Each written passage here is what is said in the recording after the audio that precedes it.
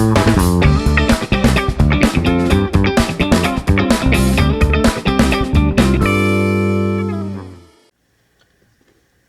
guys, welcome back to Minute Watch, and I am reviewing this Quartz watch today. You're not going to see too many Quartz watches on this channel because I have since moved away from this newer technology in favor of the more old school automatic mechanical watches.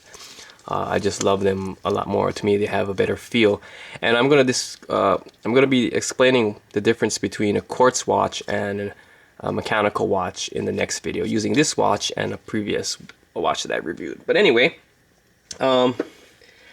this is my Invicta 0084 from Invicta's specialty line, and I bought this watch because it was pretty. I wanted a red face watch to match a red shirt, a single red shirt that I had, and I wanted to match it. So I saw this on Amazon and I got it for about 120 bucks. And, I think you can still get this actually, but it's actually a really nice watch. I really like it. Let's see my list of questions to ask. It's probably made in China. My investigation has led me to believe that it is made in China. The movement is, however, a Swiss ISA movement. Correct me if I'm wrong, but that's what my investigation on the movement came to whatever my conclusion. I opened it up and I saw a little thing that said ISA, so I figured, yeah, that's what it is.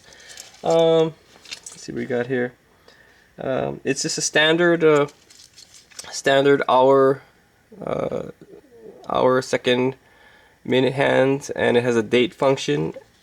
Surprisingly though, this watch is hackable, which means you can pull out the crown all the way and stop the second for calibration purposes. Let me just get that close to you there. There you go. See? Second hand is stopped. That's a nice touch for a Quartz watch, especially for something this price range. This is a really beautiful shimmery watch. If you want something that's just gonna glisten in the sun and stars and moons when the planets align and in Kmart, this might be for you. You might want to get something like this. Invicta makes pretty good watches. A lot of people complain about Invicta, but I have had no problems with this one. Bracelet. The bracelet is a solid link bracelet, as you can clearly see. I think you can clearly see it. There are no folds in it. It's actually polished at the edges, which is a nice touch. It has a good clasp system. It's sturdy and strong, and it feels tough. This part is also shiny, polished stainless steel. It's really good. It's a really well-made bracelet. The end links are not solid. However, you see right there, the end link is not solid. It is a hollow end link, which is, there's no problem with that. A lot of watches are. Just some of the, as you get into higher end watches, you're gonna find that they are solid. The bevel moves for some reason. And it feels kind of cheapy. It feels like a cheapy bezel movement. I don't play with it too much in fears that it will fall apart, but it is there. Most of the top of the case is brushed. It's got a nice brush to it, and with subtle polished elements to it. The crown is polished. There's no crown logo on it. The sides are nice and polished. This is a very polishy watch. If it gets really scratched up, I wouldn't hesitate to just go ahead and just buff the hell out of it with your favorite Dremel or something. It's cheap enough where you really don't care about it. It's never going to be a collector's item. I mean, who knows? Maybe it will, but in my opinion, it's never going to be a collector's item. So let's use this thing and then get some dimensions on, zero it out. Let's measurify the case width. The case width is going to be,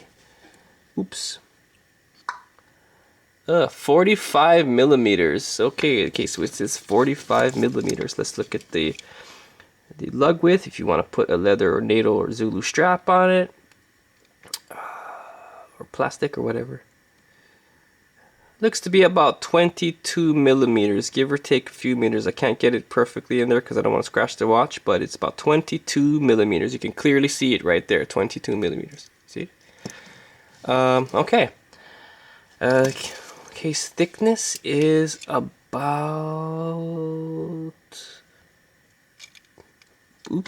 about 12.8, 12.9. Oh, nope, 12.5. Sorry. About 12.5 millimeters for the case thickness. So, water resistant to 100 meters, which means just go ahead and give it a bunch of good splashes when you're washing your dishes. That's about it. I would not even use this watch taking a shower. You can theoretically submerge it and it should be fine, but I am not going to do that. I am going to try to keep it out of water at all costs. When I do wear it, I don't really wear this anymore anyway. So yeah, let's check out some Lume. Turn off some lights first. Got lots of lights here, and they're really hot. Jeez. And turn on this light here and turn off this light. Okay. And I'll give it a couple of seconds to absorb some light. Now keep in mind that this watch is a couple years old and I have taken many long exposure shots using bright lights, so the Lume has probably suffered some damage. But it's still gonna be pretty good. See, you can see that it's, oh yeah, it's actually not so good anymore. And that's my fault, but when I first got it, it was really crazy good. I blasted this with some pretty bright light. Yeah, it's pretty good to begin with, but right now, yeah, that was really pointless. So sorry, so sorry. Let me just turn on my lights back here again.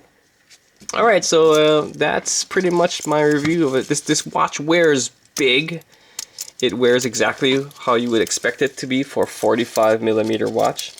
On a small wrist like mine, it looks huge. I mean, I'm gonna deflect some rocks with this, but sometimes I like wearing big ass watches. Nothing wrong with that. Nothing wrong with wearing a tiny little watch. Nothing wrong with wearing a big ass watch. I don't care what anybody thinks of me when I wear anything or do anything. So, whatever. It is really nice.